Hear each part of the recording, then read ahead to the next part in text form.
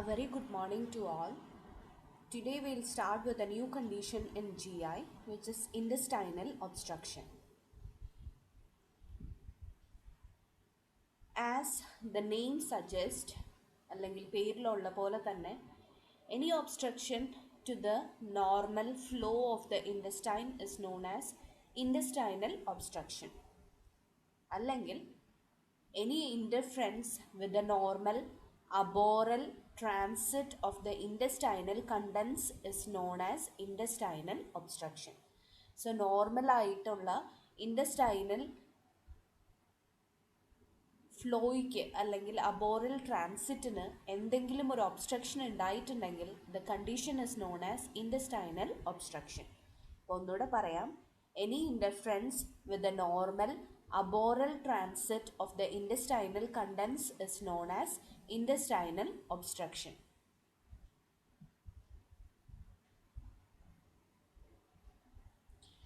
So it can be classified into two types. Depending on the degree of obstruction to the intestinal contents, it can be classified as partial and complete. So, പേരിലുള്ള പോലെ തന്നെ partial, the degree of obstruction is only partial and some amount of the intestinal contents can be passed down. Completely, there is complete obstruction. Depending on the integrity of blood supply to the involved bowel, it can be classified as simple and strangulated. In simple, the blood supply is intact. In strangulated, the blood supply is compromised. So clear ആയി എന്ന് തോന്നുന്നു. ക്ലാസിഫിക്കേഷനിൽ രണ്ട് broad categories ആണുള്ളത്. ഒന്ന്, depending upon the degree of obstruction, intestinal obstruction can be classified as partial and complete obstruction. Depending upon the integrity of blood supply to the affected bowel, it can be classified as simple and strangulated. Simple എന്ന് പറയുമ്പോൾ the blood supply is intact. Strangulated എന്ന് പറയുമ്പോൾ the blood supply to the affected bowel is compromised. Now let's see the etiological factors of intestinal obstruction. So first let's see about dynamic or mechanical causes. So in the dynamic or mechanical causes, there are different factors like the first is intraluminal causes or obturation of the lumen. So ല്യൂമൻ്റെ ഉള്ളിലുള്ള അല്ലെങ്കിൽ causes ആണ് intussusception, which is a condition we'll learn it in the later slides. Impactions by roundworm, foreign body, feces, polyp or any kind of tumors. So these are the intraluminal causes which happens from inside the lumen. It can be intussusception, impactions due to roundworm, foreign bodies, feces, polyp and tumor.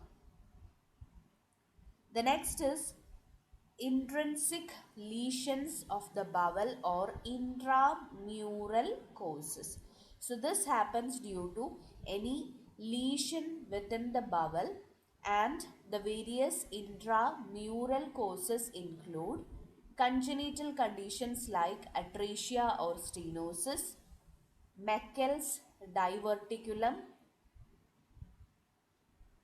ARM or anorectal malformations, inflammatory causes due to tubercular causes, regional enteritis, NEC or necrotizing enterocolitis, traumatic causes like any kind of duodenal hematoma, neoplastic causes like tumors or any kind of malignant structures, and iatrogenic causes like anastomotic stricture or radiation stricture. So these are the intramural causes which happens due to intrinsic lesions within the bowel.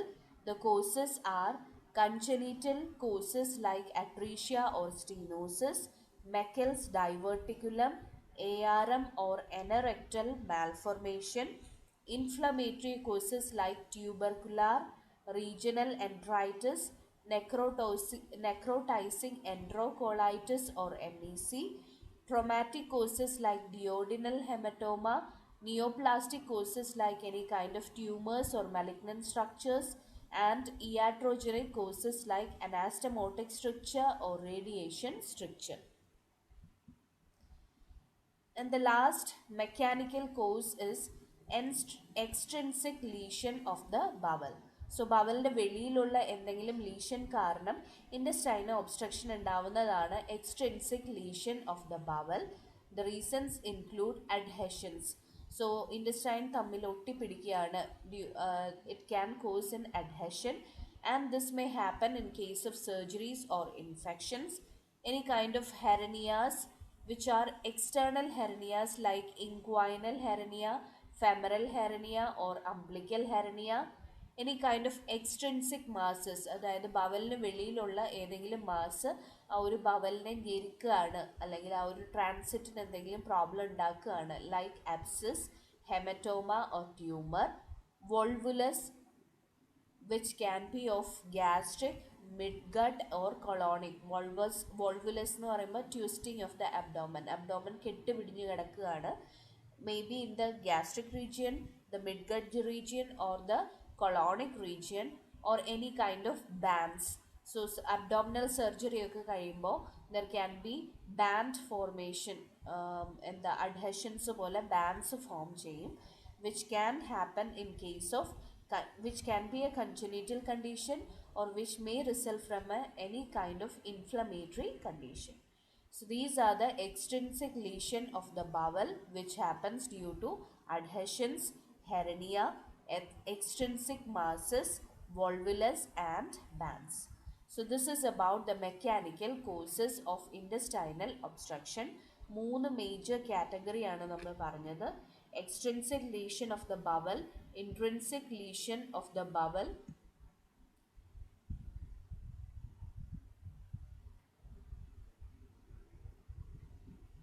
as well as obstruction of the lumen or the intraluminal causes.